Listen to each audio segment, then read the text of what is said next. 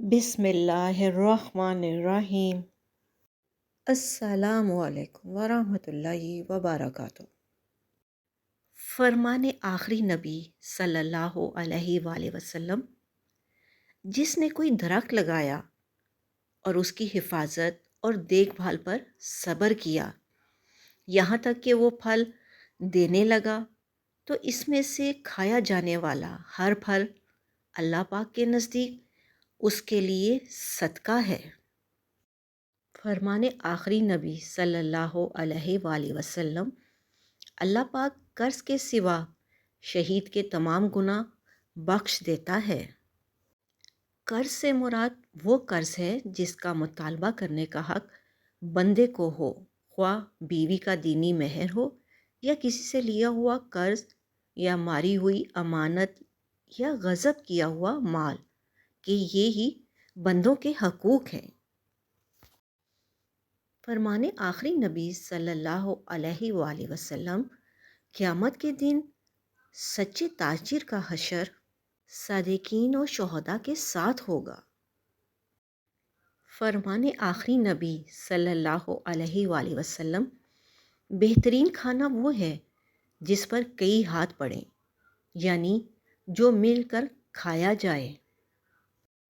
فرمان آخری نبی صلی اللہ علیہ وآلہ وسلم، برکت کھانے کے درمیان میں نازل ہوتی ہے، لہٰذا کناروں سے کھاؤ اور درمیان میں سے نہ کھاؤ۔ تصوف بالوں کو بڑھانے اور رنگے ہوئے کپڑے پہننے کا نام نہیں، بلکہ حضور اقدس صلی اللہ علیہ وآلہ وسلم کی پوری پیروی کرنے اور خواہشات نفس کو مٹانے کا نام ہے۔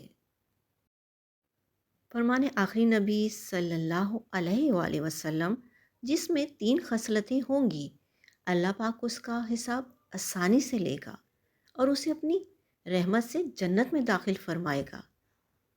صحابہ کرام علیہم الرضوان نے عرض کیا، یا رسول اللہ، ہمارے ماں باپ آپ صلی اللہ علیہ وسلم پر قربان، وہ خصلتیں کون سی ہیں؟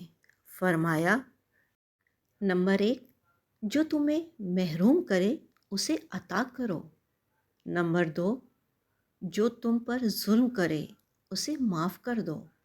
نمبر 3، جو تم سے تعلق توڑے تم اس سے تعلق جوڑو۔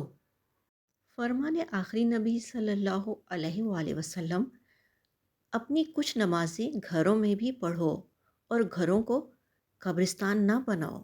نماز پنجگانہ مسجد میں پڑھو اور نماز تہجد، چاشت وغیرہ نفل گھر میں، تاکہ نماز کا نور گھروں میں رہے اور عورتوں اور بچوں کو تمہیں دیکھ کر نماز کا شوق ہو۔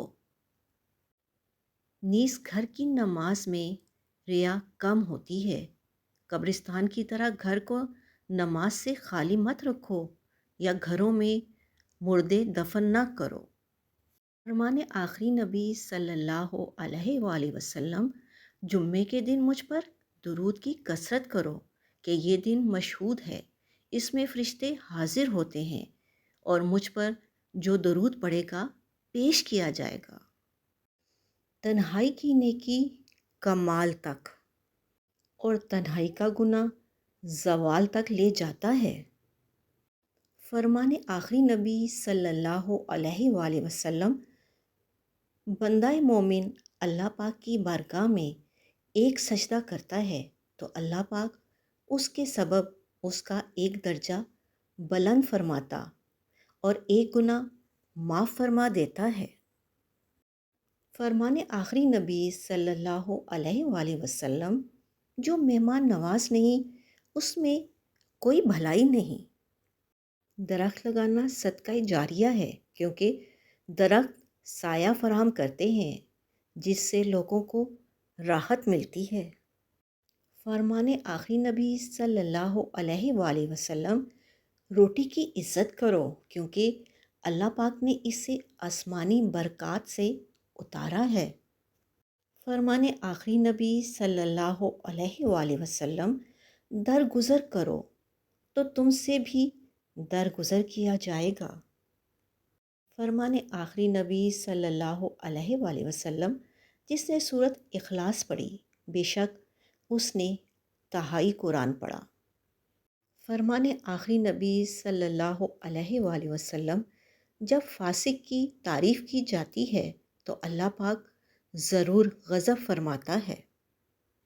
فرمان آخری نبی صلی اللہ علیہ وآلہ وسلم جب اذان دی جاتی ہے تو آسمان کے دروازے کھول دیے جاتے ہیں اور دعا قبول کی جاتی ہے۔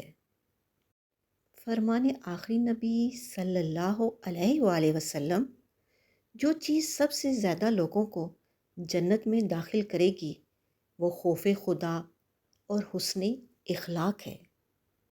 فرمان آخری نبی صلی اللہ علیہ وآلہ وسلم تم میں سے بہتر وہ ہے جو کھانا کھلاتا ہے۔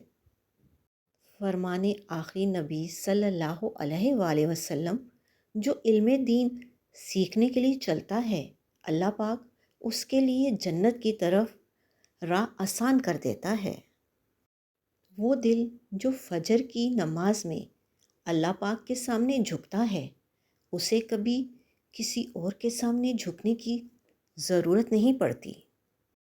فرمان آخری نبی صلی اللہ علیہ وآلہ وسلم جس عورت کا اس حال میں انتقال ہوا کہ اس کا شوہر اس سے راضی تھا تو وہ جنت میں داخل ہوگی۔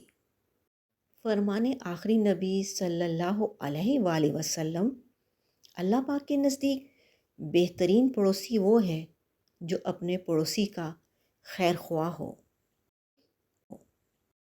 فرمان آخری نبی صلی اللہ علیہ وآلہ وسلم اپنی اولاد کو 3 خصلتوں کی تعلیم دو: اپنے نبی صلی اللہ علیہ وآلہ وسلم کی محبت، ان کے اہل بیت کی محبت، قرآن پاک کی تعلیم۔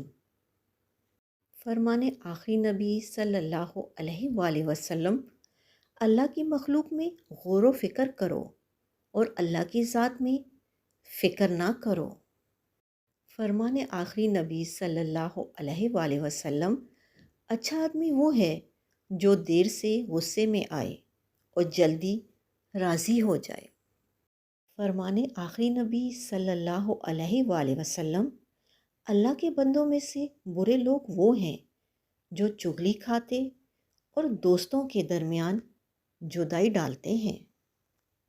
نیکی کا حکم دینے اور برائی سے منع کرنے والے جنت الفردوس میں ہوں گے۔